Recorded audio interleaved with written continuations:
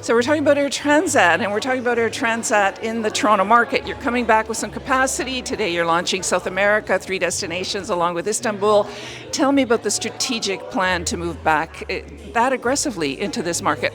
I'd say it's an all-around strategy, so it's not necessarily market-specific. We've been in Ontario for the past 35 years. We've always been quite present here, but we are diversifying our network. We are diversifying the destinations that we're opening. Of course, we're here today to talk specifically about Istanbul.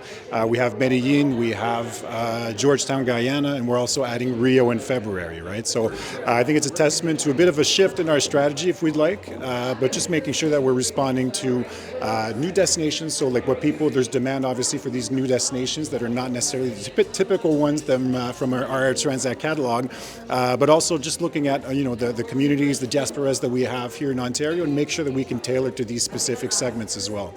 You mentioned they're not the typical destinations, so why choose these particular destinations? Again, we have a very strong network team that kind of looks at all this demand and where we could kind of potentially grab some more market share. Obviously, we're trying to grow. We're not shy from that, and the Ontario is a very big market for us, so there's a lot of potential here. So do you think that the Ontario market is responding to Air Transat the way it used to prior to the pandemic when you had a stronger presence here? I think so, yeah. And we've been more present from a marketing communication standpoint. So we've ran some Ontario-specific campaigns over the past couple of years. And we're just proud. We're happy to be here and to make as much noise as possible. We want to be seen. We want to be understood. I mean, we're the world's best leisure airline. We've been for the past 7 out of 9 years. So we want to make sure that people get to experience us not only in Quebec, but in Ontario as well. Now, before we get to the leisure airline winning consecutively for so many years, which is really fascinating, South America, you're not the only ones who are focusing on South America, and I'm very curious about that particular shift, Rio in particular. Why that market? Why Rio? So Rio is a big market. Obviously, there's a big Brazilian community in Ontario, in Canada as well, in the Montreal market too, or in the Quebec market, I should say. So I think it's an exciting destination. I think a lot of people are wanting to discover Rio. It's a bit hard of access right now. So for us, I mean, it's a great opportunity for us to seize.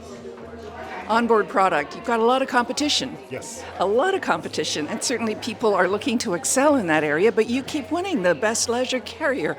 What is Air Transat doing that others aren't? I think the secret recipe, honestly, is our people, the staff on board, the crew. I mean, we're willing to go the extra mile. I think it's the little touches sometimes, and it's the being helpful in certain situations. But it's the warmth, and I'll say it's our maybe our French Canadian heritage. We're very proud of that, of course. But just making sure that we can greet passengers and cater to their needs. That we're listening and we're present for them. But it's a testament, I think, to the staff. It always goes back to even our leader. If we go all the way up top, I think everyone is very, very human. We're very warm. We're very open at Air Transat, and I think it just translates into the service that we offer on board. Are the aircraft being moved from other networks, or are you enlarging? Have you gotten delivery of new aircraft? How's that working? So not much movement, I'll say, on the aircraft front. I think what we're focused on right now is make sure that we're utilizing our aircraft as much as possible. So our utilization rate, is very solid, but I think we keep improving that season after season. We're also moving away from seasonality, right? So a lot of routes are now offered year-round.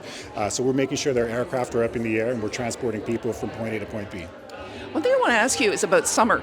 Air Transat was always sort of known as the open jaw heroes. Open jaw. Anyway, it was always, you could easily do, because you flew to so many destinations, point to point, so many secondary destinations. Is that strategy going to come back stronger and stronger as the summers progress?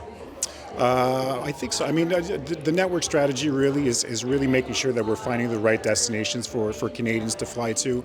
And again, we're looking at some new destinations for people trying to explore new things, but also for people to be able to go back home, visit their friends, visit their families, right? So we're really focused on that, the utilization of our aircraft as well, but making sure that people have a solid offer year-round. So whether it's from Montreal, it's from Toronto, it's from Ottawa now, it's from a few different gateways.